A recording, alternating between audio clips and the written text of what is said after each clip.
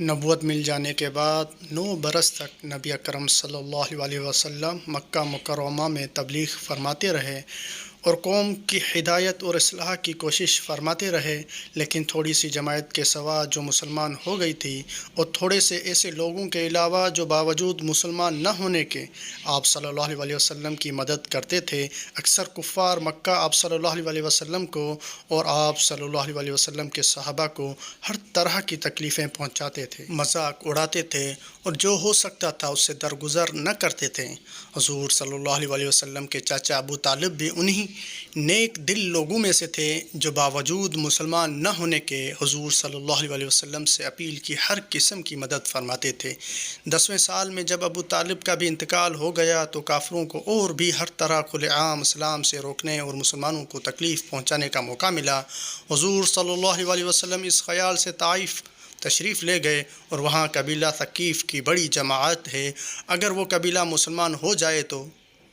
مسلمانوں کو ان تکلیف سے نجات ملے اور دین کے پھیلنے کی بنیاد پڑ جائے۔ وہاں پہنچ کر قبیلے کے 3 سرداروں سے جو بڑے درجے کے سمجھے جاتے تھے گفتگو فرمائی اور اللہ جل شانہ کے دین کی طرف بلایا اور اللہ کے رسول یعنی اپنی مدد کی طرف متوجہ کیا، مگر ان لوگوں نے بجائے اس کے کہ دین کی بات کو قبول کرتے یا کم سے کم عرب کی مشہور مہمان نوازی کے لحاظ ایک نو وارد مہمان کی خاطر مدارات کرتے، صاف جواب دے دیا اور نہایت بے رخی اور بے اخلاقی سے پیش آئے۔ ان لوگوں نے یہ بھی گوارا نہ کیا کہ آپ یہاں قیام فرما لیں۔ جن لوگوں کو سردار سمجھ کر بات کی تھی وہ شریف ہوں گے اور مذہب گفتگو کریں گے۔ ان میں سے ایک شخص بولا کہ اوہو، آپ ہی کو اللہ نے نبی بنا کر بھیجا ہے۔ دوسرا بولا کہ اللہ کو تمہارے سوا کوئی اور ملتا ہی نہیں تھا جس کو رسول بنا کر بھیجتے۔ تیسرے نے کہا میں تجھ سے بات نہیں کرنا چاہتا، اس لیے کہ اگر تو واقعی نبی ہے جیسا کہ دعویٰ ہے تو تیری بات سے انکار کر دینا مصیبت سے خالی نہیں،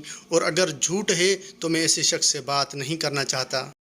اس کے بعد ان لوگوں سے نا امید ہو کر حضور اکرم صلی اللہ علیہ وسلم اور لوگوں سے بات کرنے کا ارادہ فرمایا کہ آپ تو ہمت و استقلال کے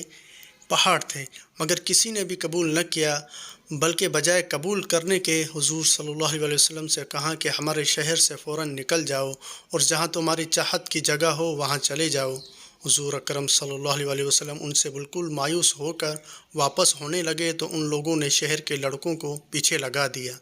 کہ آپ کا مذاق اڑائیں، تالیاں پیٹیں، پتھر ماریں، حتیٰ کہ آپ صلی اللہ علیہ وسلم کے دونوں جوتے خون کے جاری ہونے سے رنگین ہو گئے۔ حضور اقدس صلی اللہ علیہ وسلم اسی حالت میں واپس ہوئے۔ جب راستے میں ان شریروں نے اطمینان ہوا تو حضور صلی اللہ علیہ وسلم نے یہ دعا مانگی۔ اس کا ترجمہ ہے، اے اللہ، تجھ ہی سے شکایت کرتا ہوں اپنی کمزوری اور بے کسی کی اور لوگوں میں ذلت و رسوائی کی۔ اے الرحم الرحیمین، تو ہی ضعفاء کا رب ہے اور تو ہی میرا پروردگار ہے۔ تو مجھے کسی کے حوالے کرتا ہے،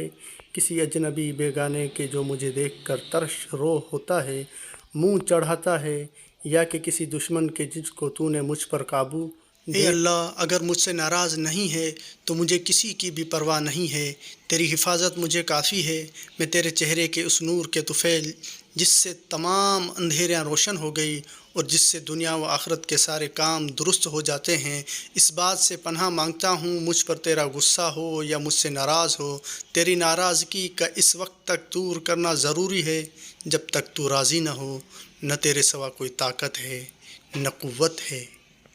ملک الموت کی شان قہاری کو اس پر جوش آنا ہی تھا کہ حضرت جبرائیل علیہ السلام نے آ کر سلام کیا اور عرض کیا کہ اللہ نے آپ کی قوم کی وہ گفتگو جو آپ سے ہوئی سنی اور ان کے جوابات سنے، اور ایک فرشتے کو جس کے متعلق پہاڑوں کی خدمت ہے آپ کے پاس بھیجا ہے، اور آپ جو چاہیں اس کو حکم دیں۔ اس کے بعد اس فرشتے نے سلام کیا اور عرض کیا کہ جو ارشاد ہو میں اس کی تعمیل کروں، اگر ارشاد ہو تو دونوں جانب کے پہاڑوں کو ملا دوں جس سے یہ سب درمیان میں کچل جائیں، یا اور جو سزا آپ تجویز کریں۔ حضور صلی اللہ علیہ وسلم نے جواب دیا، میں اللہ سے اس کی امید رکھتا ہوں کہ اگر یہ مسلمان نہیں ہوئے تو ان کی اولاد میں سے ایسے لوگ پیدا ہوں جو اللہ پر ایمان لاتے ہوں۔